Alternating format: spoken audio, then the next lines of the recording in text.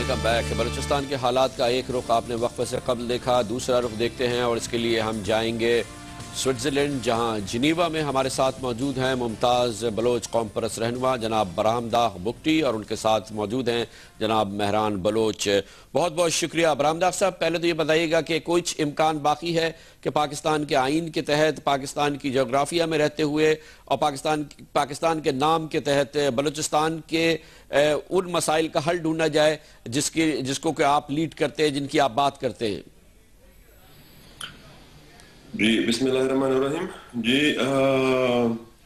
اس وقت بہت مشکل ہوگا یہ کہنا کہ پاکستان کی جغرافیہ کے اندر یا اس کے آئین کے اندر، پاکستان کے آئین سے ہمارا کوئی تعلق نہیں ہے، لیکن جب پاکستان بنا ہم نے کوشش ضرور کی کہ اس آئین میں اپنے حقوق حاصل کریں اور اس میں ایڈجسٹ کریں، لیکن میں مختصر اب آپ کے سوال کا یہی جواب دوں گا۔ بہت مشکل ہے یہ ہمارے لیے تصور کرنا کہ پاکستان کے ساتھ ہم رہنا چاہیں گے یا اس کا ایک حصہ ہیں۔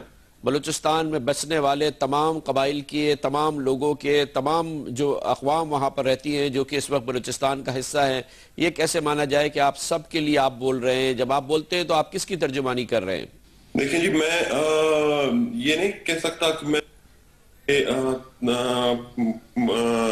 تمام لوگوں کی نمائندگی کر رہا ہوں، لیکن میں یہ دعوے سے ضرور کہہ سکتا ہوں کہ جو ہماری پارٹی اور ہماری جدوجہد کا ایک ایجنڈا ہے بلوچستان کی خود مختاری اور آزادی، بلوچ عوام، جو بلوچ ایتھنک جو گروپس ہیں بلوچستان میں، بلوچ قوم کی بات کر رہا ہوں، پشتونوں کی نہیں اور سیٹلرز کی نہیں، بلوچ قوم کی، ہمیں 99% سپورٹ ان کی حاصل ہے۔ یہ جب آپ کہتے ہیں کہ نان جو بلوچ ہیں ان کے بارے میں آپ کچھ نہیں کہہ سکتے، لیکن جب آپ بات کرتے ہیں تو آپ تمام بلوچ آپ کے پیچھے کھڑے ہوئے ہیں، آپ اس میں تمام سب ٹرائب، دوسرے قبائل، سب آپ کو اپنا رہنما مانتے ہیں، چاہے وہ بگٹی کا کلپر ٹرائب ہو اور دوسرے جو بگٹی کے سب ٹرائبز ہیں، سب آپ کے پیچھے کھڑے ہیں۔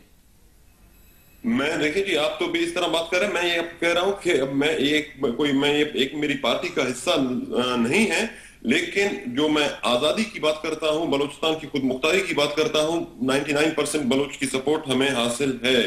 اور جو میں پہلے عرض کر چکا ہوں، جو کچھ کلپر ہیں یا کچھ اور لوگ ہیں، جیسے بلوچستان میں اور بھی بہت سے لوگ ہیں، کچھ پریشر سے اور کچھ لالچ سے چپ کیے ہوئے ہیں یا کچھ کر نہیں سکتے۔ آپ اگر یو این کی نگرانی میں یا انٹرنیشنل ممالک، یورپین ممالک ہوں یا امریکہ ہوں جیسے سپر پاورز ہیں، ان کی نگرانی میں اگر ریفرینڈم کرایا جائے تو سب کچھ واضح ہوگا، اور میں سپورٹ کروں گا جو بھی بلوچ عوام کی خواہش ہو، یا وہ پاکستان کے اندر رہنا چاہتے ہیں یا آزادی چاہتے ہیں، تو سب ایک یہ آسان طریقہ ہے۔ مہران بلوچ صاحب، آپ کو میں جوائن کروں گا، پلیز آپ ہمیں جوائن کریں اس ڈسکشن میں۔ آپ فرمائیے گا کہ آپ کے نزدیک اگر یہ جو مسائل ہیں، جو ایشوز ہیں، اس کو ایڈریس کیا جائے ود ان دی جو پاکستان کا اس وقت سٹرکچر ہے اس کے اندر، اور سیاسی قوتیں یہ سب مل کے کہیں کہ آئیے اس پہ بات کرتے ہیں اور اس پر ان مسئلوں کا حل ڈھونڈتے ہیں، آپ کے خیال میں اس کی گنجائش ہے؟ آپ کیا سمجھتے ہیں؟ جی، میں 10 سال سے، ابھی 11 سال سے United nation human rights commission اور کاؤنسل میں آ رہا ہوں۔ 2001 اور 2 کے اگر آپ تقریر یہاں پر سنیں، ہم نے بیسکلی اپیل کیا تھا یونائٹڈ نیشن میکنزم کو کہ انٹروین کریں، فیکٹ فائنڈنگ مشنز بھیجیں so that human rights violations high light ہوں اور پاکستان گورنمنٹ اس ہیومن رائٹ وائلیشنز کو بند کرے۔ لیکن آپ خود ہی دیکھیں 10 سالوں میں ہمارے سٹانس کتنا چینج ہو گیا اور پاکستان کا ایٹیٹیوڈ کتنا چینج ہو گیا۔ ابھی ہم ہیومن رائٹس وائلیشن کا خالی بات نہیں کرتے ہیں، یہاں پر ہم بلوچستان کے مکمل آزادی کا بات کرتے ہیں، اور یہ ہمارے وجہ سے نہیں ہوا، یہ پاکستان کے کرتوتوں کی وجہ سے ہوا۔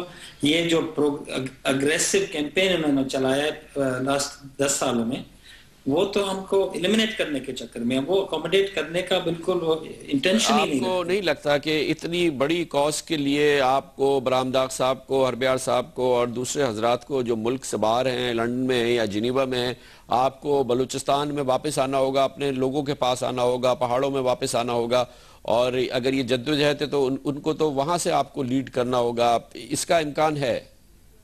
جی، آپ کا بہت خطرناک انویٹیشن ہے جو آپ ہم کو پہاڑوں میں دعوت دے رہے ہیں۔ پہاڑوں میں اور ہمارے بزرگوں کے ساتھ کیا ہوا، تو اسٹیبلشمنٹ تو یہی چاہتا ہے کہ ہم بھی واپس آ جائیں اور پہاڑوں میں چلے جائیں جو پھر بمباری کریں اور ہم کو بھی شہید کریں جیسے ہمارے بزرگوں کو کیا, میرے بھائی کو کیا. تو یہ دیٹس ناٹ این آپشن. ہم میرے خیال میں مچ بیٹر اپنے کاز کو پروموٹ کر سکتے ہیں اور ہمارے بھائی جو پہاڑوں میں لڑ رہے ہیں ان کے انٹینشنز کو, ان کے میسج کو انٹرنیشنل کمیونٹی میں ڈسکس کریں. وی مچ بیٹر دین پہاڑ. تو برہم ڈار صاحب آپ فرمائیے گا کہ یہ آپشن نہیں ہے کہ آپ اور دوسرے جو ساتھی آپ کے باہر ہیں وہ خود کمانڈ کریں اس اسٹرگل کو اور سامنے سے کریں, اور دوسری چیز یہ بتائیے گا کہ اس میں تشدد کی کتنی گنجائش ہے اور عدم تشدد کی کتنی گنجائش ہے, وائلنس اور نان وائلنس یہ کتنا امپورٹنٹ ہے اس تحریک کا حصہ. اس حوالے سے آپ کیا کہیں گے؟ جو سرکاری وائلنس یا سرکاری تشدد ہے اس کو ایک طرف رکھیں اور دوسری طرف آپ کی اپنی تحریک کا فلسفہ کیا ہے؟ دیکھیں جی, آپ کے پہلے سوال کا جواب آنا اور کہاں پر جدوجہد کریں وہ تو دیکھیں ابھی ہم میرے خیال میں بہتر طریقے سے خود یہ فیصلہ کر سکتے ہیں کہ کہاں سے اور کس جگہ سے کیا کریں اور کیا ہمارے اسٹرگل کے لیے اور بلوچ قوم کے لیے اچھا ہوگا. اور آپ لوگوں کے لیے تو کہنا آسان ہے لیکن کرنا ہمیں ہے, اور ہم جانتے ہیں کون سا طریقہ کار ہمارے لیے اور ہمارے قوم کے لیے بہتر ہے. لیکن جہاں تک تعلق ہے تشدد کا, ایک قوم اپنے سرزمین پر اپنے حقوق کے لیے 50 سالوں سے 60 سالوں سے اسی آئین کے اندر رہ کر تمام وہ پارلیمانی یا سیاسی طریقے یا پرامن طریقے استعمال کرتی ہے, اور اس کا انجام کیا ہوتا ہے. صرف یہ نہیں کہ میں جو ان 5-6 سالوں سے جو آپریشن ہو رہا ہے اس کا رزلٹ جو پہلے ان سے پہلے کتنے آپریشن ہوئے ہیں اور ان کا کیا رزلٹ ہوا ہے, اب اس بار کیا ہوا ہے, تو اس تمام تر ایک تاریخ ہے اس کے پیچھے, اور تشدد کا راستہ کس نے اپنایا ہے, کس نے اس میں پہل کی ہے, تو اس کی ریئیکشن تو ایک فطری عمل ہے, ایک نارمل چیز ہے. اچھا برہم ڈار صاحب یہ فرمائیے گا کہ آپ ان بلوچ رہنماؤں کے بارے میں, شخصیات کے بارے میں کیا کہتے ہیں جو پاکستان کے اندر سیاست بھی کر رہے ہیں, آپ کے صوبے کے وزیر اعلیٰ بھی ہیں, دوسرے اہم عہدوں پر بھی ہیں, مین سٹریم پالیٹکس میں ہیں, سینٹ کے ڈیپٹی چیئرمین بنے ہیں, دوسرے لوگ ہیں, ان بلوچوں کے بارے میں آپ کی کیا رائے ہے؟ جی یہ سب پریشر, اور میں پہلے آپ کو کہہ چکا ہوں پریشر اور خوف سے یہ تمام چیزیں کر رہے ہیں. میں آپ یہ پاور اور ریسورسز آپ مجھے دیں, میں آپ کو پنجاب میں 10 چیف منسٹر اس طرح کے دکھاؤں گا جو ہمارے بلوچستان میں آپ نے ایک بنایا ہوا ہے. تو میں تو ایک سمپل سا بات کر رہا ہوں کہ آپ ریفرینڈم کرا دیں. جو کوئی بھی کہہ رہا ہے کہ ان کے ساتھ کم ہیں, پاکستان کے ساتھ زیادہ ہیں, بھائی ظاہر ہو جائے گا, کوئی مسئلہ ہی نہیں ہے. آپ ریفرینڈم کرا دیں, ہمارے ساتھ ایک آدمی کھڑا ہو جائے اور پاکستان کے ساتھ سارے بلوچ عوام کھڑے ہو جائیں, ہمیں تو کوئی اعتراض ہی نہیں ہے, اور ہم اس کا احترام کریں گے. آپ کو نہیں لگتا کہ یہ ایک دور کی بات ہے؟ یہ ریفرینڈم مطالبہ ضرور ہو سکتا ہے لیکن ایک بین الاقوامی سطح پر ریفرینڈم ہو, ایسا ہونا بہت مشکل ہے. جی لیکن اس کی دیکھیں مثالیں تو آپ دنیا میں بہت سے اس طرح کے بھی ہیں جہاں پر ریفرینڈم کی ڈیمانڈ نہیں ہوئی بھی, وہ ملک آزاد, لیبیا ہے, سیریا ہے, ایجپٹ ہے, اور بھی اس سے پہلے بھی, یہ تو ابھی کی مثال ہے, پہلے بھی اس طرح کے بہت ہیں. یہ میں نہیں کہ ابھی اس کا ڈیمانڈ کرنا کوئی غلط بات تو نہیں ہے کہ اگر ایک چیز پاسبل نہ ہو, پاسبل ہماری طرف سے تو نہیں ہے, ہم تو کر رہے ہیں, وہ تو اسٹیٹ ہے, اسٹیٹ اس کو قبول نہیں کر رہا ہے. اس کا مطلب یہ ہے کہ دنیا میں اگر اور لوگوں نے اور تحریک قوموں نے بھی اس کی ڈیمانڈ کی تو وہ حق بجانب تھے.